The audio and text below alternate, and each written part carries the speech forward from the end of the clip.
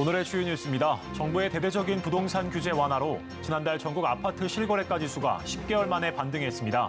서울 아파트 거래량도 작년에 비해 크게 증가하고 있는 추세입니다.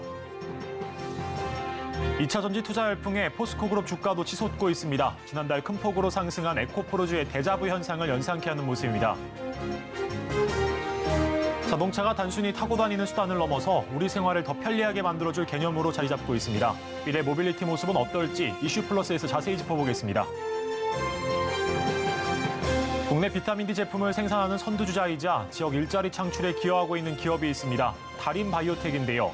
오늘 로컬 챔피언에선 다림 바이오텍의 원주 공장을 찾아가 봤습니다.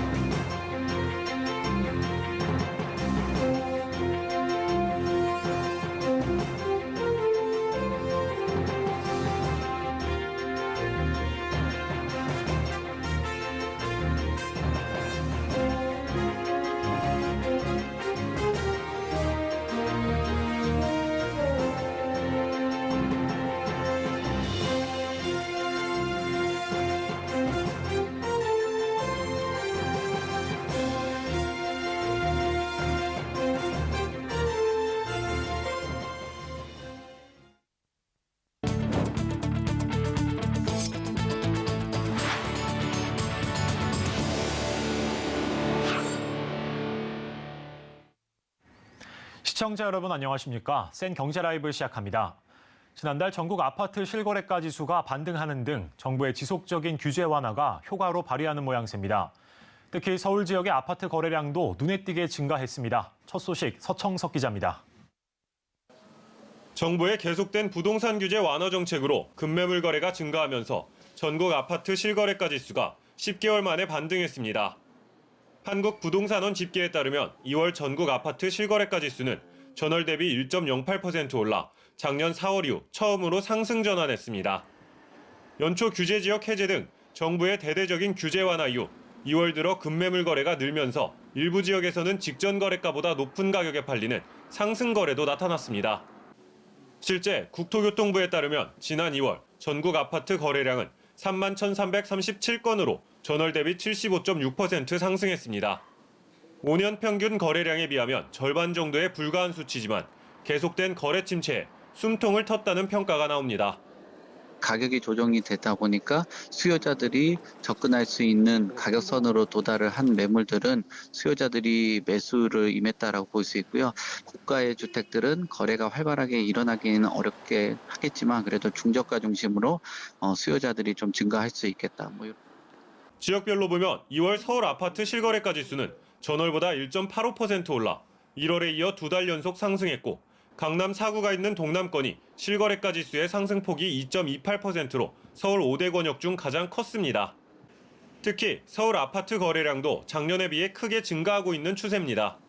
올해 1월 서울 아파트 거래량은 1,417건으로 작년보다 29% 증가했고 2월 2,462건으로 200%, 3월 2,743건으로 92% 증가했습니다. 다만 아직까진 부동산 프로젝트 파이낸싱 부실 우려, 글로벌 경제시장 불안, 국내 경제 성장률 둔화 등 악재가 많아 대세 상승으로 가기엔 이르다는 지적도 나옵니다. 서울경제TV 서청석입니다.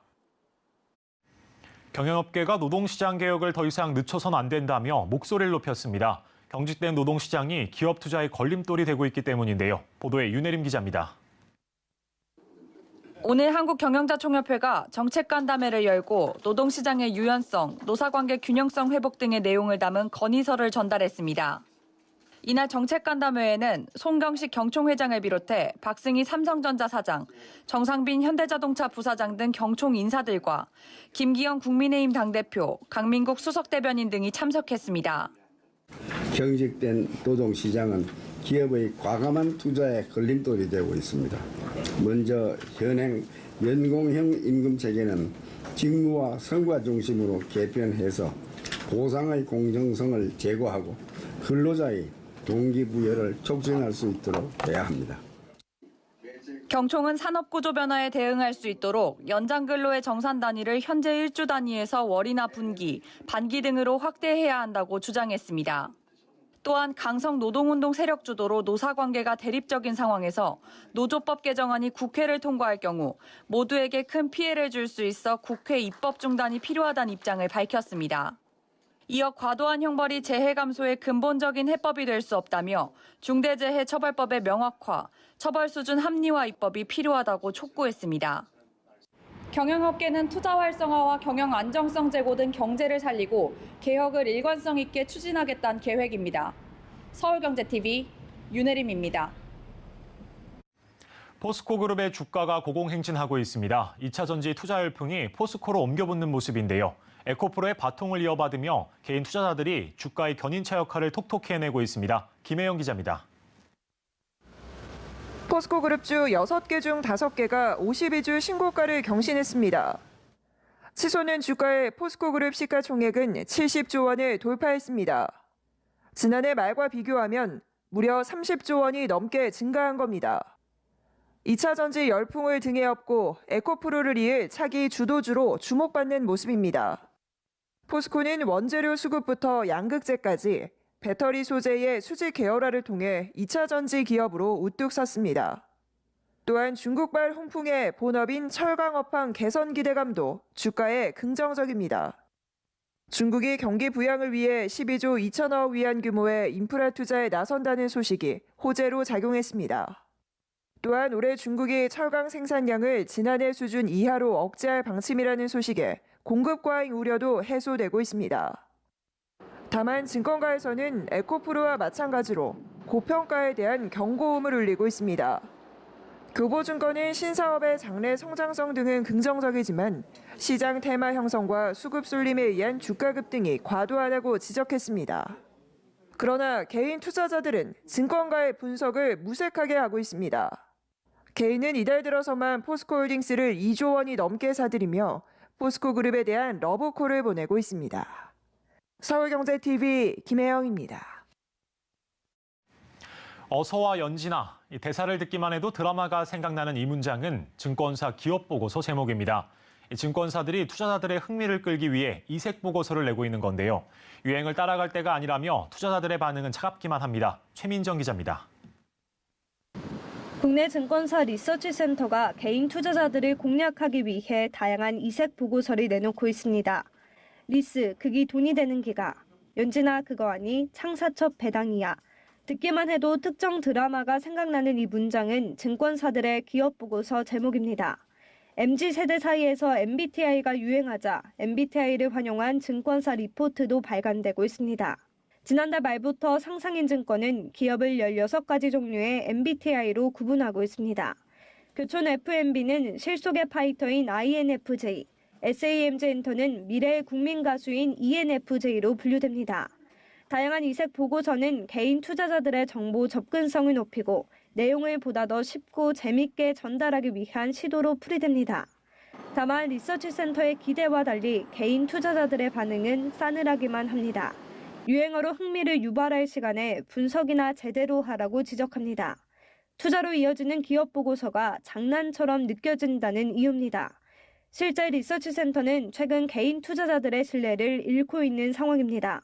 증권사들이 전망한 기업들의 실적 예상치와 실제 공개된 영업이익 간 차이가 발생하는 경우가 빈번하고 어떠한 이유에서 목표 주가를 산정했는지 명확하게 설명되지 않기 때문입니다. 불과 3개월 전 리서치센터에서 주목해야 한다라고 언급한 유지레파마는 감사 의견 거절로 상장 폐지 위기에 처했습니다. 증권사들의 기업 보고서는 개인 투자자들에게 투자 정보를 제공해주는 중요 지표입니다. 많은 투자자들이 증권 전문가들이 다양한 정보를 바탕으로 합리적인 방식으로 기업을 분석했을 것이라 믿기 때문입니다. 애널리스트 분들께서 당장 트렌디한 것 쫓아서 그리고 당장 이제 인기를 끌만한 아이템을 발굴해서 리포트를 내는 것보다 기업의 실적을 정확하고 객관적으로 분석할 수 있는 거에 초점을 두고 리포트를 쓰는 것이 투자자들에게는 유행을 쫓는 재미있는 기업 보고서가 아닌 투자의 방향을 명확히 제시해줄 기업 분석이 필요해 보입니다. 서울경제TV 최민정입니다.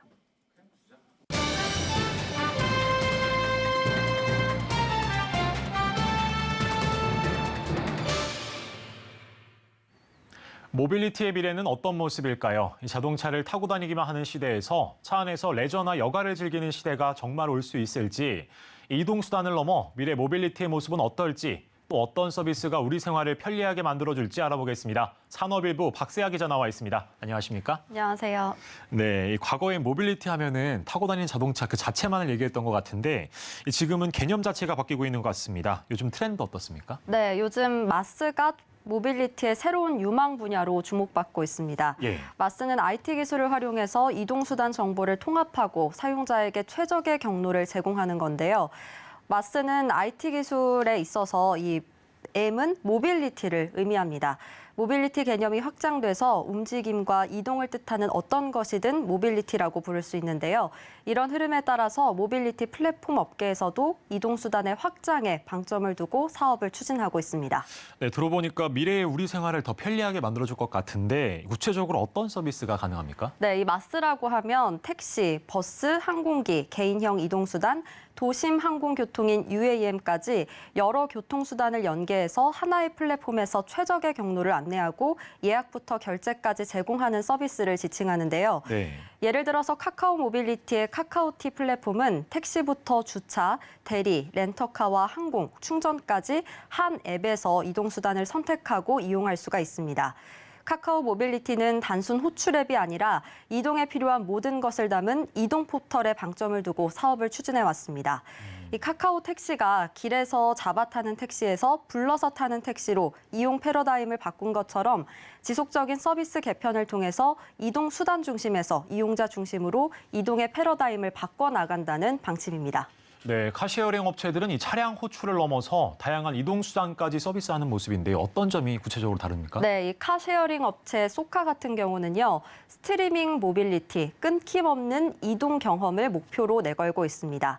이 카쉐어링과 전기 자전거, 주차, 항공, 기차 외에도 모든 이동 경험을 원스톱으로 통합해서 서비스를 제공하는 것이 궁극적인 사업 모델이라고 밝혔는데요. 예. 예를 들어서 서울에서 부산을 간다고 할 때 단순히 비행기를 탈지 기차를 탈지 고민하는 이동 수단만이 아니라 숙박 등 이동 과정에서 선택할 수 있는 모든 경험들을 제공하는 서비스에 초점을 맞추는 것입니다.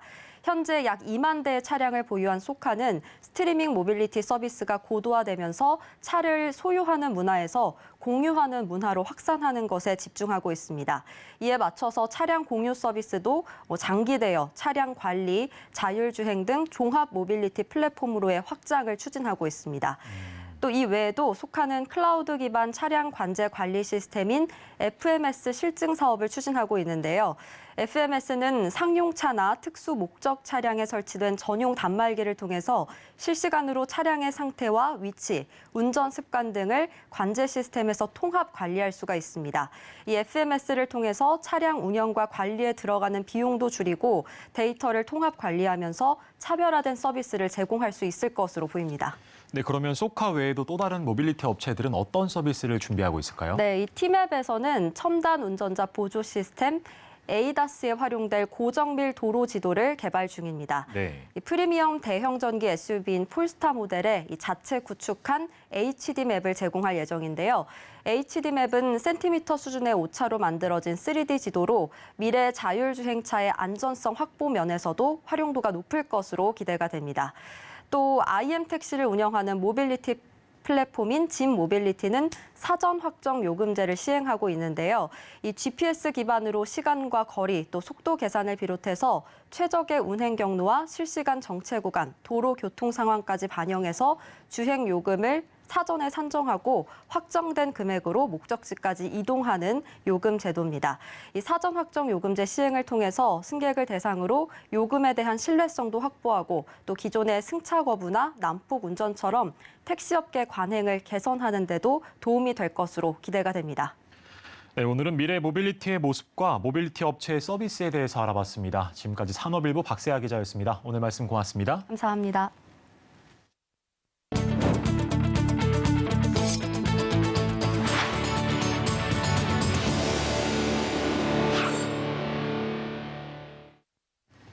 우리나라에서 4명 중 3명이 가입한 보험이죠. 이 실손보험의 적자 규모가 지난해 크게 줄어든 것으로 나타났습니다. 보험금을 줄줄 세게 했던 비급여 항목에서 과잉 진료가 감소한 영향인데요. 하지만 정작 소비자가 낼 보험료는 크게 달라지지 않을 전망입니다. 김미영 기자입니다. 지난해 실손보험 손해율은 101.3%, 1년 전보다 10%포인트 넘게 개선됐습니다. 보험사들이 가입자에게 보험료로 100만 원을 받아서 101만 원 넘는 보험금을 내줬다는 의미입니다. 적자를 보긴 했지만 최근 3년간 손해율이 110%대를 웃돌았던 것과 비교하면 크게 낮아졌습니다. 지난해 백내장 등 주요 비급여 항목의 과잉 진료를 막은 것이 손해율 개선으로 이어졌다는 게 금융감독원의 설명입니다. 특히 백내장은 최근 2년간 비급여 부분에서 가장 크게 늘면서 지난해 금융당국이 집중 단속에 나선 결과 나간 보험금이 1년 전보다 26%나 줄었습니다. 여기에 과잉진료 통제 수단을 갖춘 4세대 실손으로의 전환이 늘어난 것도 전체 손해율을 끌어내린 요인입니다. 금융감독원에 따르면 본인이 병원을 다닌 것에 따라 보험료를 내는 4세대 실손 계약 비중은 1년 전보다 4%포인트 넘게 늘었습니다. 다만 이 같은 손해율 개선이 고객이 낼 보험료 하락으로 이어질진 미지수입니다. 자동차 손해율처럼 연간 단위로 계산되는 게 아니라 그래서 그 이후에 장기적으로 측정되거든요. 그래서 올해 그 손해율이 개선됐다고 보험료가 낮아지거나 그러진 않아요. 누적된 보험 손실을 줄이기 위해 금융감독원은 비급여 중 보험금이 가장 많이 나가고 있는 도수치료도 실손 보상 기준을 손볼 계획이라 올해 손해율은 더 낮아질 거란 관측이 나옵니다. 서울경제TV 김미연입니다.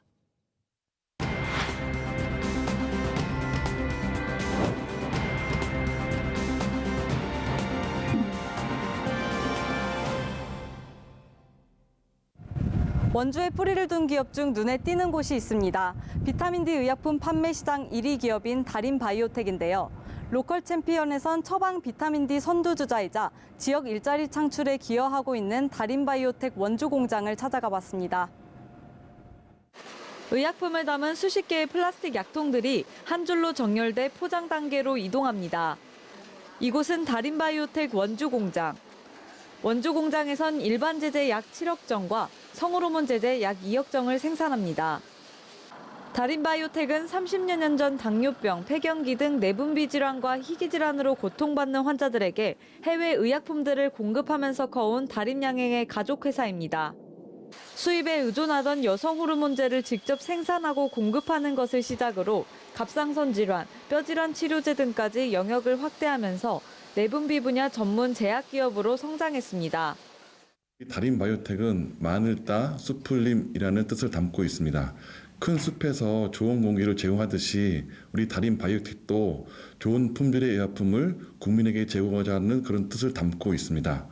내분비 계통의 의약품과 비타민 D 제품, 그리고 성호르몬 제품 등을 전문적으로 생산하는 의약품 제조 기업이 되겠습니다. 다림바이오텍은 국내 비타민 D 시장에서도 두각을 나타내는 기업입니다. 비타민 D는 골격계뿐 아니라 암, 당뇨부터 치매 예방에도 효과가 있다는 연구 결과가 발표되면서 중요성이 재조명되고 있습니다. 다림바이오텍은 국내 비타민 D 의약품 판매 1위 기업으로 디카맥스 제품군, 디카테오 제품군, 디맥 제품군 등 다양한 파이프라인을 갖추고 있습니다. 특히 대표 비타민 D 의약품 디카맥스 디정은 주요 종합병원에서 골다공증이 있는 환자에게 주로 처방을 내리는 일반 의약품입니다. 지난 2021년 연간 판매 100억 원을 돌파하면서 블록버스터 제품으로 떠올랐으며 처방 비타민 D 의약품 중 판매 1위를 기록하기도 했습니다. 탄탄한 파이프라인을 갖추고 있는 다림바이오텍은 원주 공장에서 의약품들을 생산하고 있습니다. 원주 공장은 식품의약품안전처로부터 GMP 인증을 받아 안정성과 유효성을 입증했으며 첨단 시스템을 도입해 생산성을 높였습니다. 생산성 확보에는 원주시와 상생이 뒷받침돼 있습니다. 다림바이오텍은 2019년 원주로 공장을 이전하면서 지역 일자리 확충에도 기여했습니다. 다림바이오텍은 2016년도에 원주시와 기업 상생 협약을 맺었고 386억을 투자하는 등 또 그리고 지역 인재 30명을 채용했습니다. 따라서 이 원주시의 그 지역 경제 발전을 위해서 애쓰고 있는 기업입니다. 원주 공장에선 2019년을 시작으로 꾸준히 채용 인원을 늘려 현재 총 재직자 30%가 원주 시민으로 이뤄져 있습니다. 다림바이오텍은 앞으로도 원주 시민 채용을 지속적으로 늘릴 계획입니다. 고향의 원주 지역에서 또 양질의 일자리를 구하고자 노력했는데요. 임금 수준이든 복지에 대한 부분이든 원주에 있는 타 기업보다 우수한 부분에 대해서 만족스럽게 근무하고 있고요. 가까운 거리의 출퇴근에 대한 장점이 무엇보다 중요하다고 생각합니다.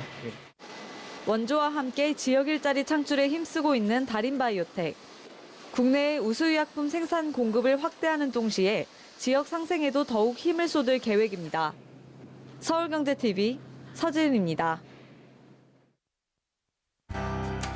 미국이 인플레이션 감축법에 따라 전기차 보조금이 지급되는 차종을 발표했습니다. 총 16개 차종인데 테슬라, 제너럴모터스, 포드, 스텔란티스 등 미국 기업 4곳만 남게 됐습니다. 인천 전세 사기와 관련해 1000세대 이상이 경매와 공매에 넘어간 것으로 나타났습니다. 이에 시민단체 연합회가 출범하고 특별법 제정과 주택임대차 보호법 개정을 촉구하고 나섰습니다. 환경부가 대한민국 기후변화 적응 보고서에 한국 온난화 속도가 세계 평균보다 빠르다고 적시했습니다. 보고서엔 10년간 경제 손실이 3조 7천억 원이며 복구 비용은 손실의 2~3배에 달한다고 설명했습니다. 윤석열 대통령이 다음 달 말 한국과 태평양 도서국 간의 첫 정상회의를 주재합니다. 참여국은 호주와 뉴질랜드 등 태평양 도서국 14개 나라와 프렌치 폴리네시아와 뉴칼레도니아 등의 프랑스 자치령입니다.